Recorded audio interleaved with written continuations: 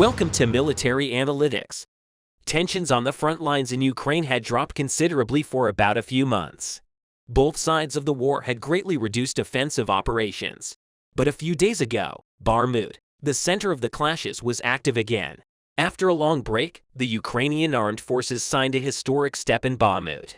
Russia's defense ministry said yesterday that it faced Ukrainian attacks on a 102-kilometer section of the front near the besieged city of Bakhmut.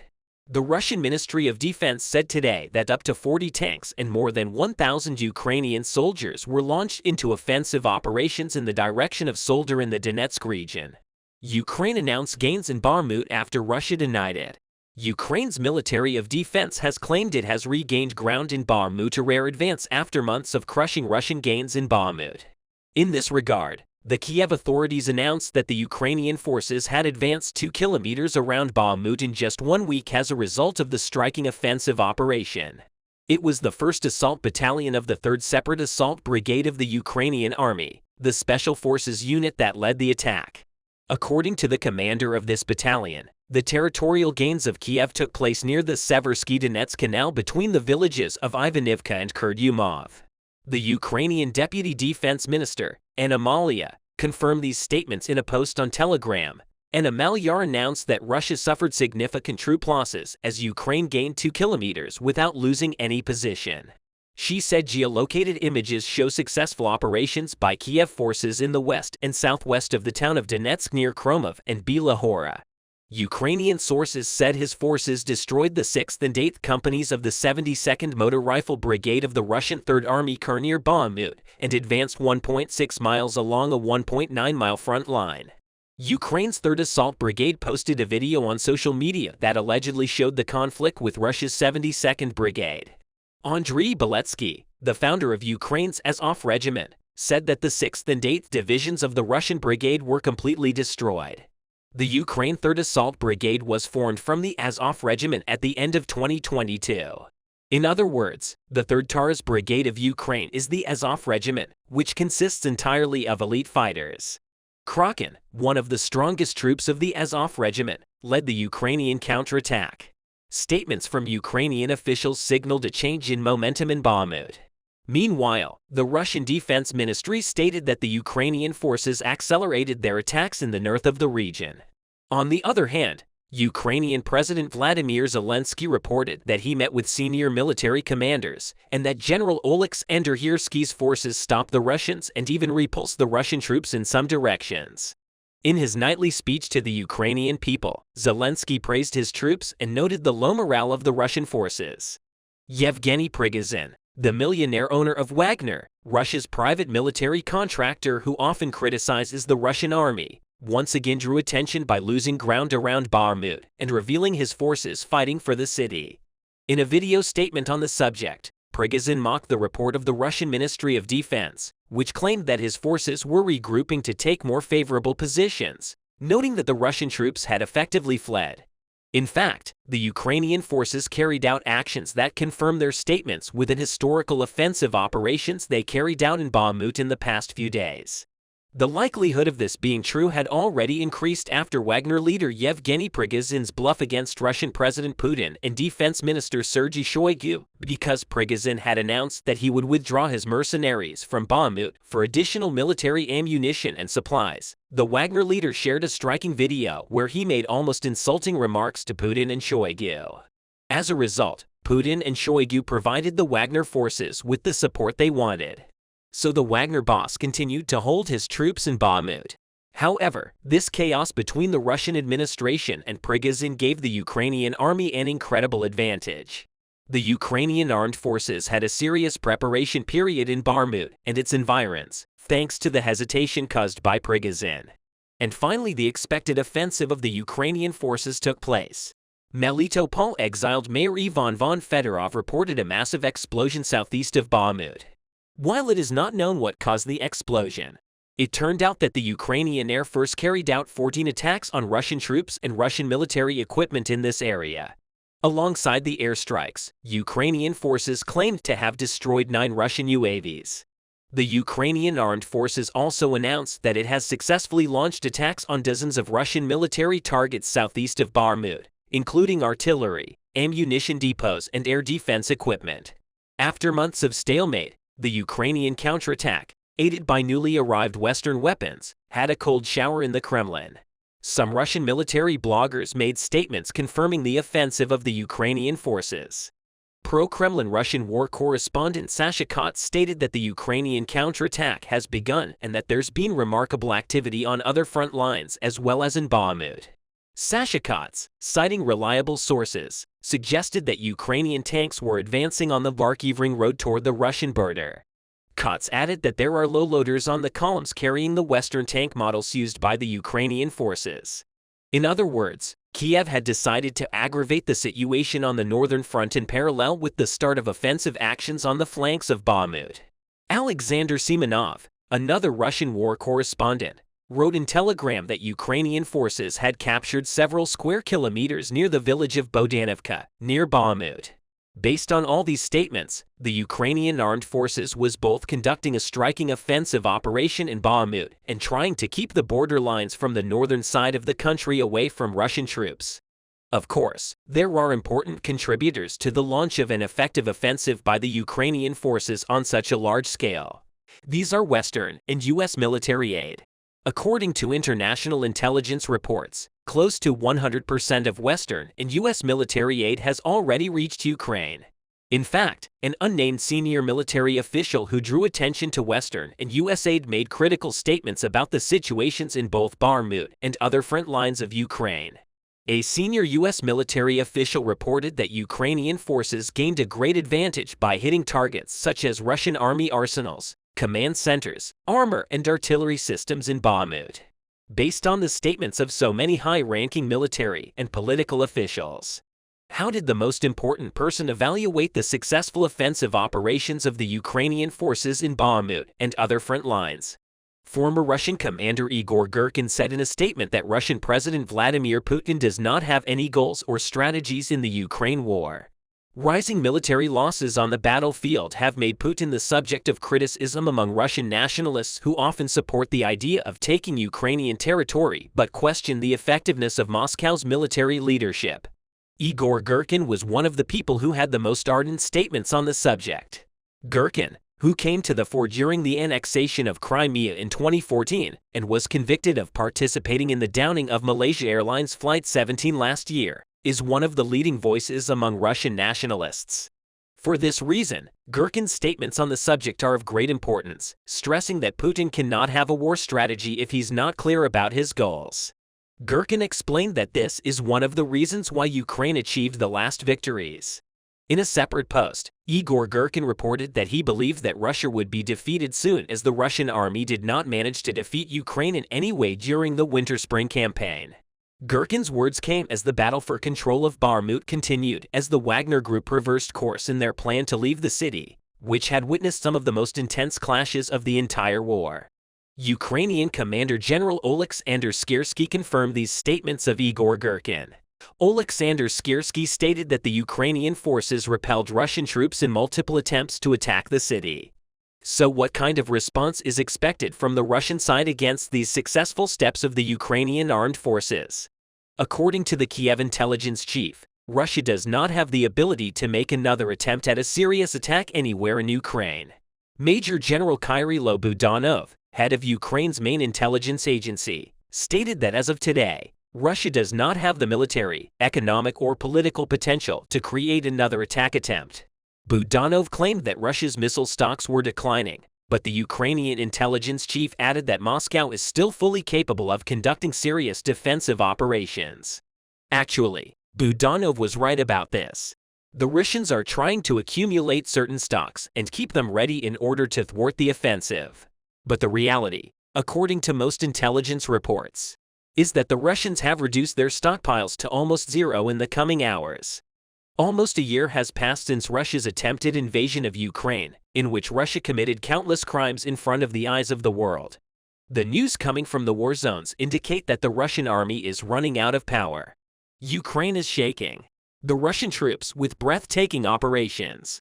That's why thousands of Russian soldiers have surrendered without fighting against Ukraine so far. Now, there are very hot developments from the soldiers who surrendered waving white flags.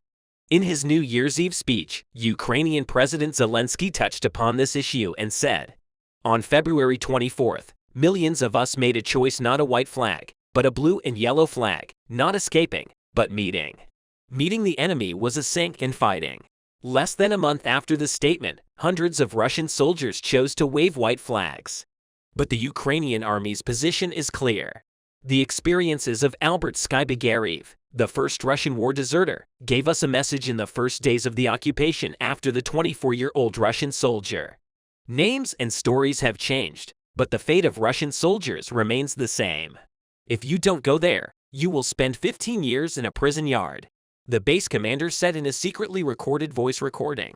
Sakib Goraya, who learned about the war on social media and fled, thought it was easier to risk a criminal case than risk his life. He escaped while unloading bullets and ammunition from Soviet-era trucks. The desertion news we get today does not come so easily because the Russian army executes deserters on the spot. Thousands of soldiers who don't want to fight instead of deserting are waiting for the day when they will surrender to the attacks of Ukrainian troops. Ukrainian soldiers can capture dozens of bases without firing a single bullet. The reason is obvious. Russian army that is afraid to die and its soldiers who are forced to fight. This is why the Russian soldiers, exhausted and defeated in Kharkov and Lyman, surrendered in Kherson with a white flag tied to their tanks. The soldiers surrendered to the Ukrainian forces, shaking with fear on the BMP-2 infantry fighting vehicle. It is still fresh in our minds that Ukraine liberated this region again, and the Russian army laid down its weapons and fled. The surrendered soldiers shared on social media by Viktor Andrushev, advisor to the Minister of Internal Affairs of Ukraine, was a completely different story because this soldier saw the tank belonging to the Russian army to Ukrainian soldiers for $10,000 and surrendered and received Ukrainian citizenship. However, tens of thousands of Russian soldiers who do not want to fight are not so lucky. Hundreds of thousands of Russian soldiers sent to fight on Ukrainian territory are being deployed to conflict zones before their training is complete. Soldiers' cell phones are collected and they are cut off from their families. Nevertheless, every day, hundreds of soldiers contact the hotline set up by the Ukrainian government and ask to surrender. The soldiers say that they are being forced to fight under very difficult conditions, deprived of even the most basic necessities such as food and clothing. In every phone call, the soldiers say, "I don't want to die," and Ukrainian authorities teach them how to surrender. The call center receives calls not only from soldiers in war zones, but also from civilians who have not yet been conscripted. In one message shared with news outlets, a Russian citizen said, "I am from Moscow. I haven't received my mobilization order yet, but there have been attempts to do so. Do you have any advice on what I should do? I will not kill Ukrainians. I wanted to save my own life." The authorities secretly tell the soldiers sent to Ukraine to take a cell phone with them. They then need to reach out to the Ukrainian forces again. If they are not recognized, they are taken in by the Ukrainian army. They are then given warm accommodation and food. These are the most basic rights that the Russian army cannot give them. Ukraine President Zelensky addressed the Russian soldiers very clearly. "We are listening to your conversations among yourselves. We know what you think about the senseless war, the shame in your state. On behalf of the Ukrainian people, we offer you a choice. Surrender to our forces, and we will treat you the way people deserve to be treated, the way you are not treated in the army, the way your army does not treat our army. The choice is yours." Putin does not explain anything to its soldiers and their families. He has been avoiding public meetings, which he has attended in full for years, and is leading the Russian army to disaster with its ever-changing war strategies because of the Russian leader's behavior, which undermines the trust of the army and the people. It is only natural that young people who became soldiers after the mobilization decision do not want to fight. And Ukraine has created another comprehensive way of surrender that young people understand. "I wanted to live the project. I want to live" reminds young people that there is another option other than death or imprisonment.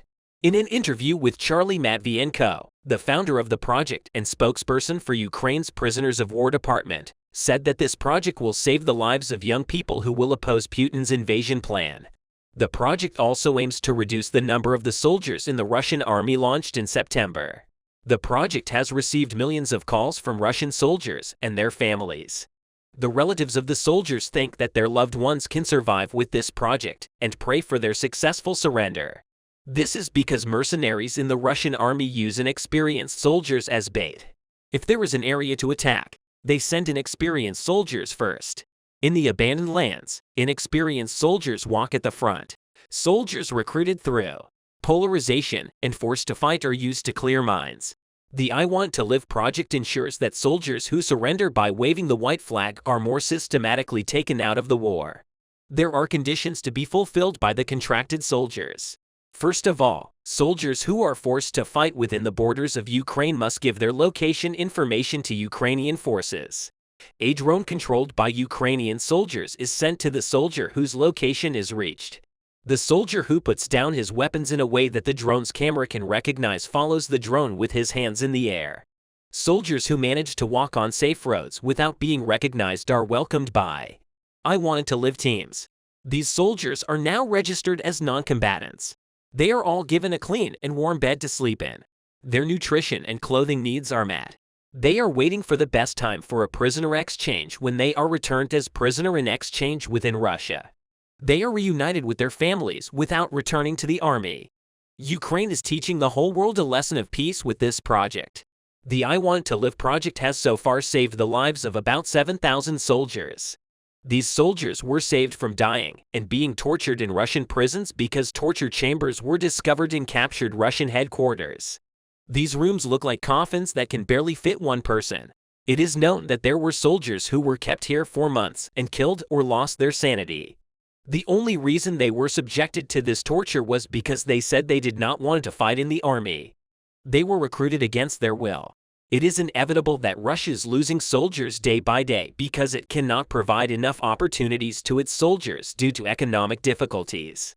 Also, the vast majority of its soldiers want this pointless war to end. Do you think the Russian leader is aware of these demands? Does Putin care about the wishes of his people? Wars leave a big mark on the history and future of nations. Do you think Russia will be able to wash away this stain? The Russian army survives by surrendering. Crimea, located in the south of Ukraine, is waiting to be taken back by its original owner. Ukraine is putting its Crimean attack plans into action, and the footsteps of Ukrainians are now being heard from every part of Crimea. In line with this plan of the Kiev administration, the Ukrainian armed forces are making serious military efforts to retake the peninsula. Russia, on the other hand, tried to defend this mainland which it illegally annexed in order not to lose it to the Ukrainians.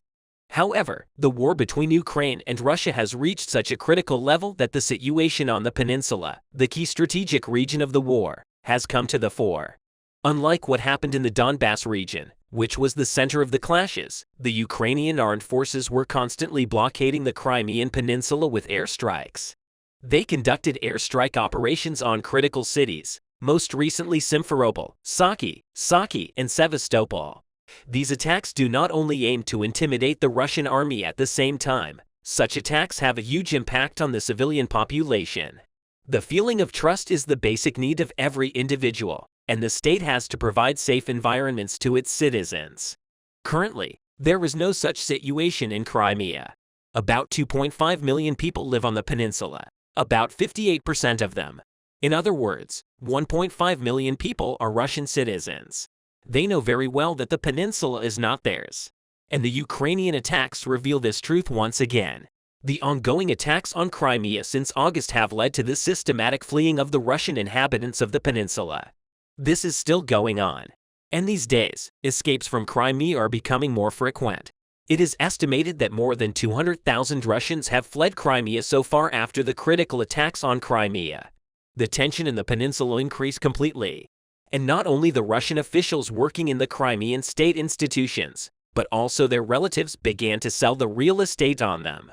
While the situation in the peninsula was so obvious, the fact that the Russians still declared that nothing went wrong in the Crimea did not seem convincing at all, because even the residents of the peninsula were abandoning their order and leaving Crimea, ignoring the optimistic statements of the Russian authorities. The vast majority of escapes took place from the piers in Crimea, especially in recent days. The Crimean piers were flooded with people, and everyone on the peninsula was escaping from the piers by ferry boats to save their lives. After all these attacks, the Russian authorities on the peninsula are unable to take action, urgently started to expel the residents of the region from Crimea. In addition, the Russians began to provide some basic war strategy trainings for the population that will remain on the peninsula. Ukrainian media had previously reported on the possible evacuation of Crimean residents. Ukrainian military intelligence chief Vadim Skibitsky explained that Russia is really preparing for defensive actions in Crimea, adding that the infrastructure of the peninsula is kept in a combat-ready condition. Also, according to Ukrainian media, Russian forces in the annexed Crimean Peninsula are currently preparing for a possible so-called forced evacuation. Yes, you heard that right. In the Crimean Peninsula, where tension and panic are currently at its peak, the Russians began to force the residents to evacuate in case of possible Ukrainian attacks. According to Iskandar Bareyev of the Crimean Tatar Resource Center, non-governmental organization, Russian authorities visited the homes in Crimea and got details about the situation of the households. This research also revealed a striking situation that has been going on for a long time. Crimea is now the top priority target of the Ukrainian army. But Sergei Aksionov, the head of the Russian-controlled authorities in Crimea, told Russian state media outlet TASS that Kiev forces will not retake the peninsula under any circumstances. The reason for this was cited as the defensive measures taken on the peninsula at the behest of Russian President Vladimir Putin. In this regard, Aksionov added that the Kremlin-backed authorities in Crimea oversaw the preparations, which the state media described as fortification work on the peninsula. But the other day, the Russian administrations in the temporarily occupied Crimea prepared evacuation plans for their employees. The competent Russian authorities in Crimea have produced a list of workers and their families who are subject to priority eviction. In some cities, these plans had already been drawn up and approved. It was announced that such a plan was being prepared in the northern part of the peninsula, close to the Ukrainian mainland in the town of Krasnoperekopsk. In fact, it was clear long ago that these preparations on the peninsula would take place because urban construction companies temporarily stopped their activities in the occupied Crimea about 2 months ago due to the supply exceeding the demand in the real estate market. In other words, Crimea is fully ready for a total evacuation at any moment. Although the Russians do not accept the situation, the striking attacks of the Ukrainian forces in the last days reveal how critical the general situation in Crimea is. You may remember the bomb attacks of Ukrainian partisan groups in Simferopol. It wasn't a coincidence that security measures on the peninsula came to a head after these attacks, and that these escape plans were gradually put into practice. Even before the explosions in Simferopol, officers in this Russian-occupied city began to prepare for evacuation. It was reported that at the so-called state-owned enterprises of Simferopol, offices were given to fill out questionnaires in which the full name of the evacuees and the composition of the family were indicated for a possible escape. Earthquake risk was cited as the official reason for these evacuations. However, it was obvious that the authorities were evacuated due to the threat of the Ukrainian army advancing on the peninsula. As it was not yet possible to predict earthquakes, Russian officials announced that they increased the defense fortifications in Crimea to prevent escapes other than their planned evacuations. But the air attacks of the Ukrainians on the peninsula could not be prevented by any defensive measures taken by the Russians. The Russians had moved the majority of their air defense systems on the southern front lines of Ukraine to the Crimean Peninsula. But this measure still could not stop the drone army of the Ukrainian armed forces. For this reason, the residents of Crimea see the only solution as leaving the region. And even recently, Russian military officials began sending their families to Russia from Perevolnoye in the Crimea. The Russians continued their defensive efforts to get out of the Great Crimean Offensive plans of the Ukrainian army with the least damage. Russian forces began fortifying parts of Moscow's southern Zaporizhia region that Ukraine had annexed. Satellite images shared by the West highlighted an increase in Russian fortifications in Zaporizhia, as well as more barriers and trenches appearing in the annexed Kherson area just north of Crimea. In other words, the Russians were very concerned about the possible dangers of the Ukrainian forces. There are some valid reasons for Russia's concerns in this regard, because the Ukrainians in no way stop organizing an offensive operation on the Crimean Peninsula. Besides the cities of Saki and Sevastopol, if you recall, Ukrainian forces had recently destroyed Russian cruise missiles in Sanko, Crimea. The Ministry of Defense of Ukraine announced that Russian cruise missiles transported by rail were destroyed in the north of Crimea. In addition, Ukrainian intelligence announced that the missiles destroyed in the explosions were Russian-caliber cruise missiles intended for use by Russia's Black Sea Fleet. Caliber missiles have been widely used in attacks on Ukrainian cities and infrastructure in recent months.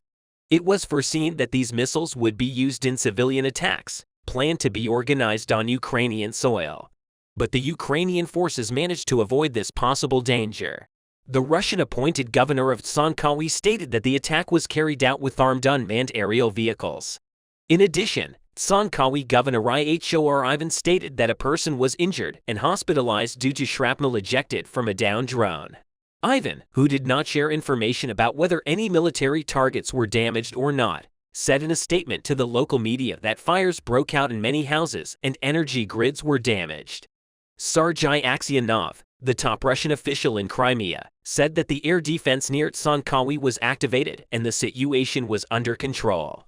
But all these events completely refute the view that the situation in Crimea is indeed under control. Also, we cannot ignore the hundreds of thousands of citizens who fled from Crimea if the situation on the peninsula is fully under control, just as the Russian authorities state. Why are these attacks taking place and the inhabitants of the peninsula being constantly evacuated? There is a big contradiction there. And this contradiction has existed since the beginning of the war. But the Russians have reached such a level that they can no longer hide what happened. The situation in the peninsula is the last example of this.